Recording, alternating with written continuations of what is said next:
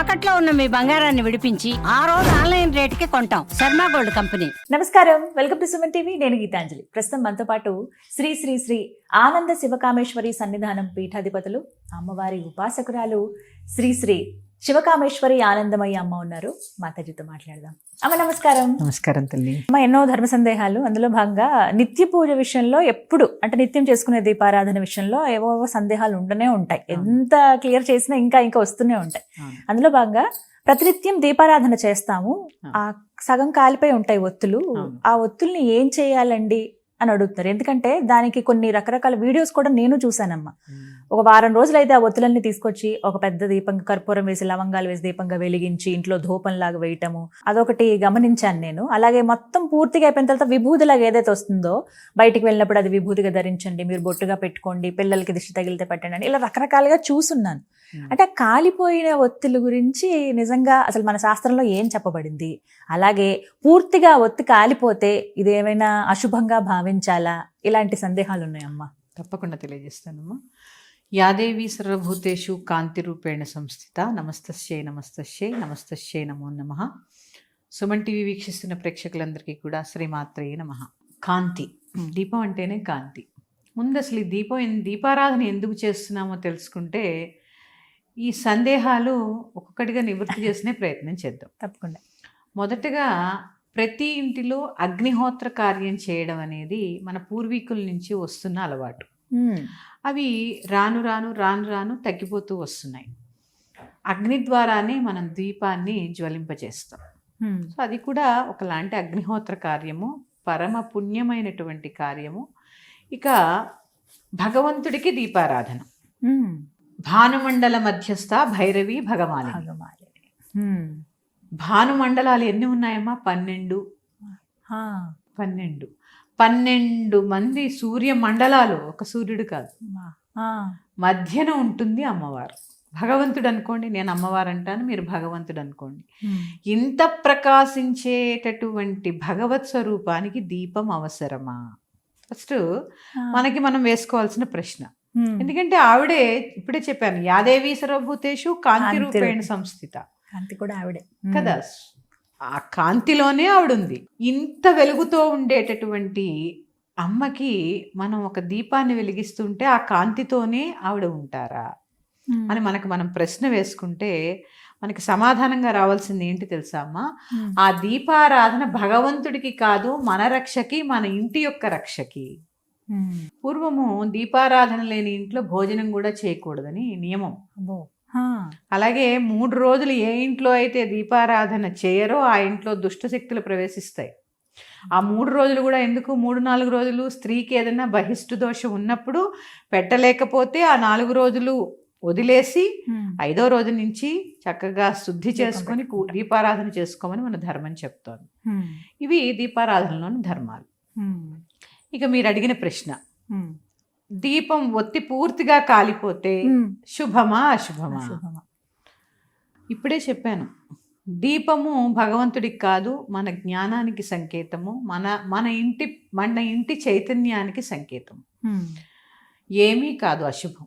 ఎందుకంటే ఆ రోజు ఆ ఒత్తి మనం వేసేటప్పుడు ఎలాంటి నూనె వేసాము, ఏ యాంగిల్లో ఆ ఒత్తిని నిలబెట్టాము, ఎంత ఎక్కువగా ఆ జ్వాల వస్తోంది, ఇవన్నీ పరిగణలోకి తీసుకుంటే అసలు అశుభం అనే మాటకే తావుండదు. దీపమే శుభం. ఇప్పుడే చెప్పాను, దీపం లేనింట భోజనమే చేయకూడదంటే దీపం పూర్తిగా కాలిపోతే శుభమా అశుభమా? అన్నీ తప్పమ్మా. అసలు భగవంతుడి విషయంలో అశుభాలే ఉండవు. ఎందుకంటే సర్వశుభాలని ప్రసాదించేవాడు కాబట్టే భగవంతుడు అన్నారు. అలాగే దీపం బాగా ఎక్కువగా మండిపోతున్నా, ఎక్కువగా వెలుగుతూ ఉన్నా కూడా అది అశుభం అని అంటారు. అంటే ఇక్కడ ఎలా అంటే అమ్మా, చెప్తున్నాను కదా, మనం ఏ యాంగిల్లో వెలిగించాము, ఎంత పైకి పెట్టాము, మరి అదే దీపం ఇంకో రోజు ఎందుకు మామూలుగా మండుతుంది? అంటే మనం పెట్టే విధానంలో కూడా కొంత మార్పు ఉంటుంది. అలాగే చేసే పత్తి కొంత లావుగా ఉండొచ్చు, ఒత్తులు ఒక్కోసారి సన్నగా ఉండొచ్చు, ఇవన్నీ ఉంటాయి. ఇప్పుడు నేను అదే చెప్తున్నాను, భక్తి స్థానంలో భయాన్ని నింపకండి. భక్తే, భయం ఉన్న చోట భక్తి ఉండదు, భయభక్తులు ఉండాలి కానీ భక్తి ఉన్న చోట భయాన్ని కొన్ని విషయాల్లో నింపకూడదు. పూర్తిగా ఒత్తి కాలిపోయినంత మాత్రాన ఎట్లాంటి అశుభము ఉండదు. ఇక మూడవది, ఒత్తి సగం కాలిపోయి ఆ రోజుకి పూర్తి అయిపోయిన తర్వాత ఆ ఒత్తుల్ని ఏం చేయాలి? సృష్టిలో ఏది శాశ్వతం కాదు, ప్రతిదీ కూడా ఏమవుతుంది, లయం అవ్వడానికే వచ్చింది. ఈ రోజు పువ్వు పూసింది రేపటికి ఉంటుందా? లయమైపోతుంది. ఎక్కడ లయమైపోతుంది?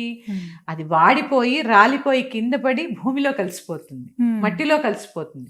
ఇది కూడా అంతే.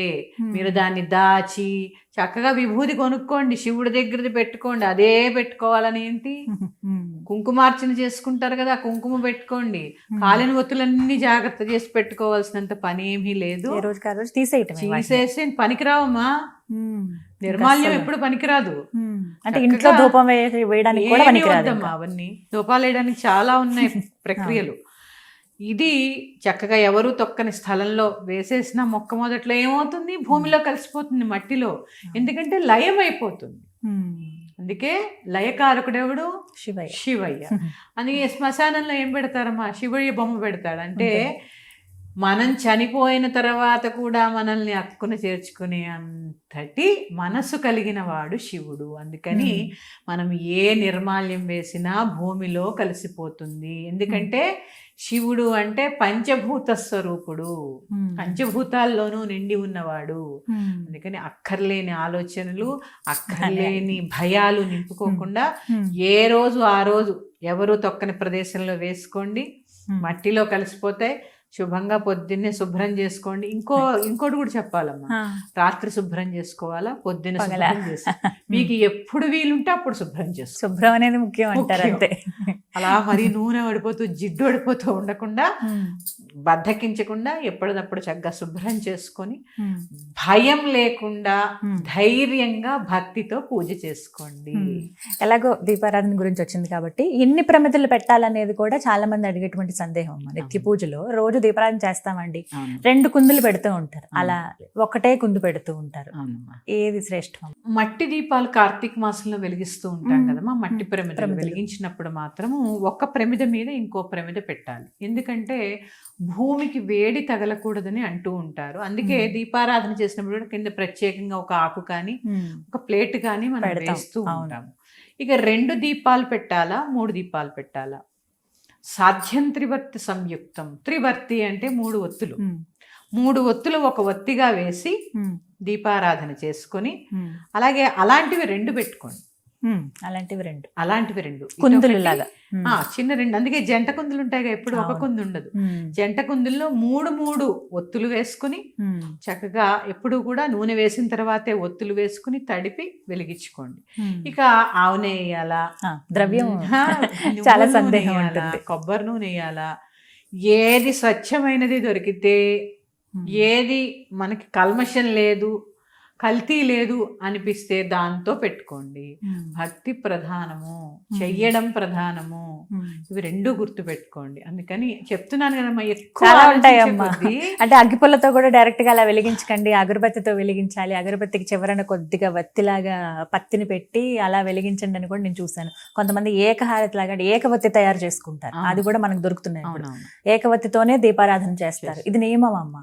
అంటే అగ్గిపెట్టి అసలు పూర్వకాలం ఎక్కడ ఉండేదమ్మా? ఈ 2 రాళ్ళు పెట్టి కదా అగ్గి పుట్టించింది. ఇప్పటికీ కొన్ని చోట్ల అది పాటిస్తున్నారు కదా, యజ్ఞం చేసేటప్పుడు పాటిస్తారు. దానికి ఒక ప్రాసెస్ అదంతా. అగ్గి పుల్లతో దీపారాధన నిక్షేపంగా చేసుకోవచ్చు. అంతేనా? అంతే. ఇదే చెప్తున్నానమ్మా. భక్తి, భయము. పూర్వం అగ్గిపెట్టెలు లేవు, రాళ్ళు వెలిగించి దేనికో వెలిగించి పెట్టుకునే పరిస్థితి. చక్కగా సులువుగా ఉంది, వెలిగించుకోండి, ఏం కాదు. అసలు వదిలేసి కొసరు పట్టుకోకుండా, భయం లేకుండా భక్తిగా పూజ చేసుకోండి. చాలా సంతోషం. చాలా సందేహాలకు సమాధానం దొరికింది ఇవాళ. నమస్కారం అమ్మా. శ్రీమాత్రే నమః. మరొక అంశంతో మీ ముందుకు వస్తాను. స్వస్తి.